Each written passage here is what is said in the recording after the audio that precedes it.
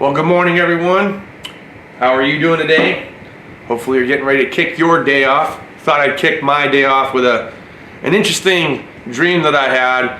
For some reason I was thinking about what it must have been like to have been a mechanic back in like the 1950s and what possible tools or tool storage did they have back then. So just out of mere curiosity, for fun, for entertainment, figured we'd go ahead and take a look at some of these things from the 1950s. Let's start it off with this old school snap-on toolbox.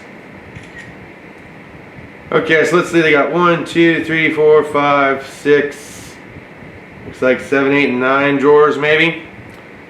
Wow, man, this thing looks, it saw some years in wrenching, that's for sure. You can clearly see that this box was definitely used. But man, looking at the style of this cabinet, you know, I can't say anything really negative about it. It's kind of interesting that they put the handles one on each side so you can pull it from either side rather than in the middle. It's interesting to see how they had this full drawer cabinet set up. And in some ways I actually kind of like the fact that they had the 3 smaller drawers at the top and then one little skinny drawer, and then you can see they kept the depth of each drawer thereafter fairly deep for you. So I think during that time frame, this was probably the best service cart available at the time. The speed wrench. Shane actually has a 1/4-inch speed wrench that he uses when he's doing transmission services, so that way he doesn't accidentally cross thread any of the fasteners going in. I usually just use a hand ratchet and an extension and start them. But yes, at that time, the speed wrench was by far the fastest way to install any fastener. They didn't have cordless options, of course, during this time frame. I'm not sure if they even really had air tools during this time frame. I know I'm going to get a lot of crap for this in the comments. Some of my older guys that were wrenching back in the 50s can tell me if you guys had such things as air ratchets. Okay, so obviously this is just a little vintage replica of what the snap-on tool truck looked like back then. Is that really how it looked? Kind of looks like an old school dairy bus, you know, where the milkman would come to the door, right, when you were at work and drop off the milk for the missus.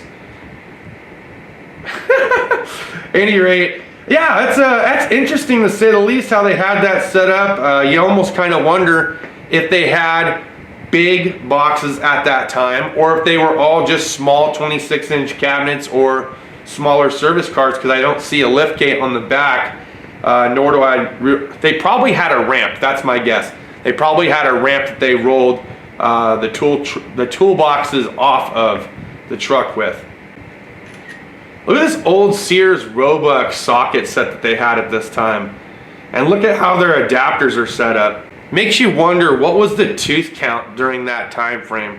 Do you believe it was like 17 or something like that? I don't believe that they would have had a 32 at that point in time. In fact, they had a replicated half-inch socket set similar to this, or was it 3/8 drive, that Snap-on was selling the actual 100th anniversary ratchet to.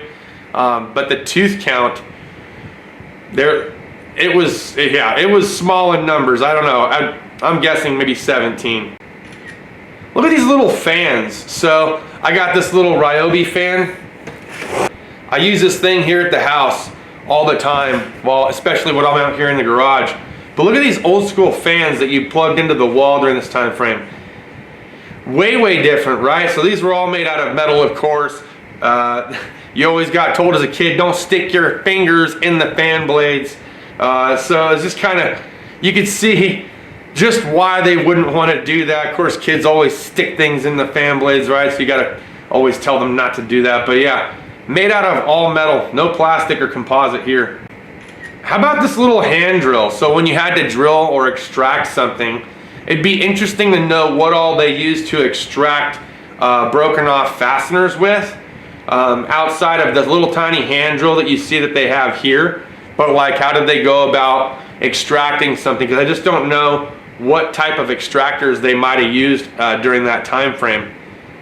Easy outs or speed outs, were those available? I guess that's kind of like my question. Can I just say how cool the cars were back then? This is one of those things that, like, it would have been cool to be in that time frame because of the cars. I love these old classic cars, you know. You get the good old the pristine nostalgia kind of Bel Air, Chevy Bel Air, right? So I always thought those cars looked really cool.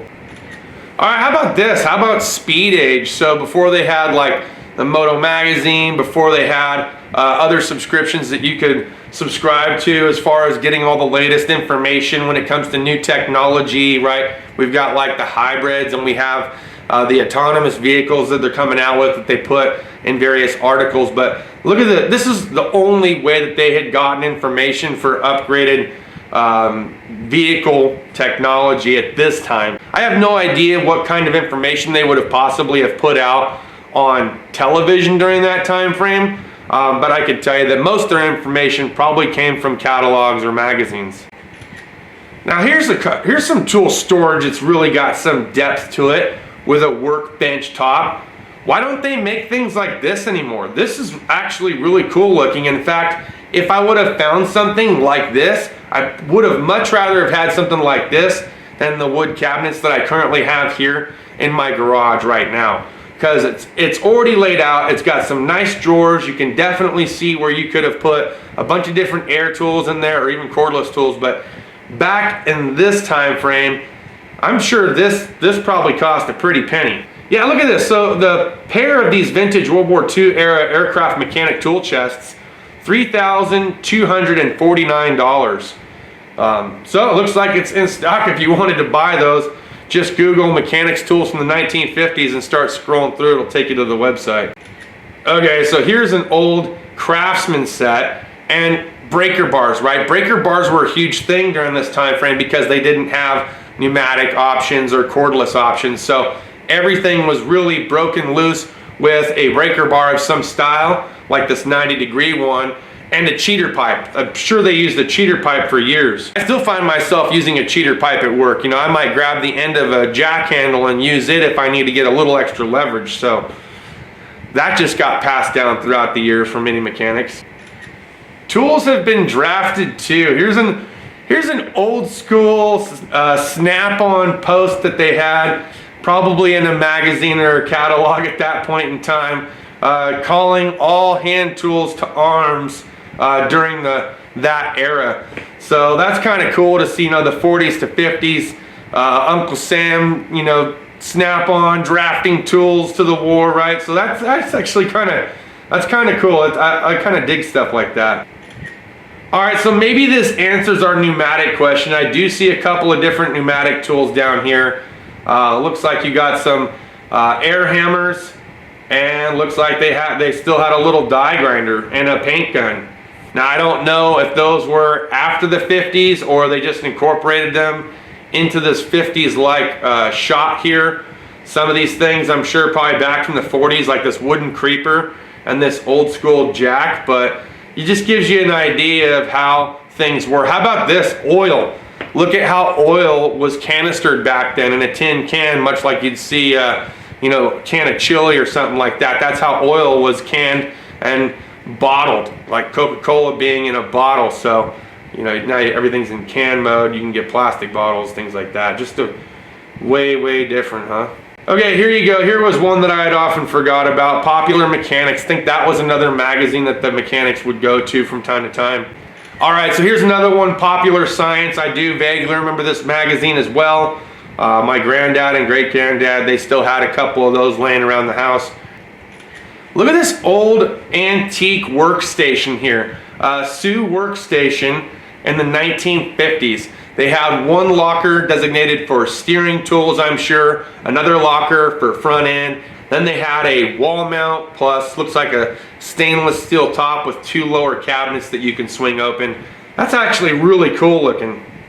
All right, so here you can see that there's a couple screwdrivers. They've got a breaker bar. They got an adapter, some extensions with looks like some pretty heavy knurling, and maybe even a micrometer possibly. It's hard to tell here in the picture, but imagine your tools being organized in a sheet of basically wood that has been carved and cut out to fit your tools. You know, I wondered where this style of organization went. I mean, maybe it was to save on wood, so more people eventually went to like foam cutouts and things like that. I'm sure that helped to lower the cost down too. But can you imagine, like, if you're at home and you're kind of handy with woodworking and stuff like that, how about making your own personalized organization out of wood and then doing the carved cutouts? That would be really cool. In fact, I think that James is currently restoring Toolbox right now. It'd be kind of cool to see him, if he had time, to develop some kind of organizational layout in wood with the special cutouts like this. That would just look really cool in that style of box. Now this is an interesting way to lift. Look at this. So instead of having an actual hydraulic lift that's built into the ground, they used a lot of chain hoists. Look at this guy doing, looks like some transmission repair on this old, looks like Model T or Model A. And he's got this, the whole car just freaking pulled up into the front, working on it out of his service car. Oh no, he's doing some engine repair. You can see the pistons in his car. How uniquely awesome to see something like that. Man, I don't know. But hey, look, that was my little morning. I figured I'd go ahead and throw a video together and just kind of give my reaction to various mechanics tools of the 1940s, 50s, and even 60s. What an interesting topic for the day. It was really cool to spend this time with you guys to go through some of this old stuff. Some of you guys might be in that era where you're like, hey man, that was me when I was younger. So very well could have been. So thanks as always for watching my channel. Hope you guys enjoyed today's content. Smash the thumbs up button if you would. Share if you want to share. We'll see you guys next video. Cheers and deuces.